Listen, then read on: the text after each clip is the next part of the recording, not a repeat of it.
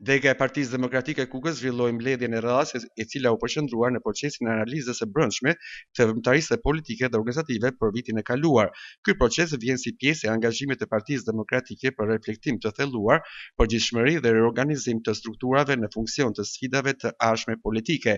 Gjatë mbledhjes u bë prezantimi zyrtar i koordinatorit të dytë të deleguar nga Partia Demokratike e Shqipërisë, Milosao Palushi, i cili do të bashkëpunojë ngushtë me koordinatorin e parë, Andi Dollapi, në drejtimin dhe koordinimin e këtij procesi të rëndësishëm analitik.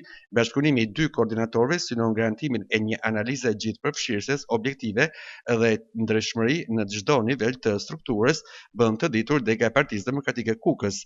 Në diskutimet e zhvilluara u dakorsua dhe u planifikuar që analiza të realizohet në mënyrë të detajuar për çdo degë dhe njësi alternative, duke vlerësuar punën, angazhimin dhe përgjegjësitë konkrete të secilës strukturë dhe drejtuese përkatës. Qëllimi i këtij procesi është nxjerrja përgjegjësive reale, reflektimi mbi gabimet dhe mangësitë, si dhe forcimi i mëtejshëm i organizimit të Partisë Demokratike në qarkun e Kukësit.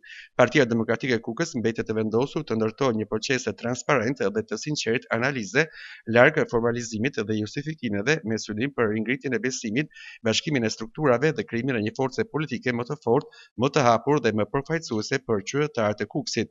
Angazhimi maksimal i antarësisë dhe drejtuesve do të jetë në funksion të një përfaqësimi dinjitos dhe alternativës reale për qytetarët kuksian.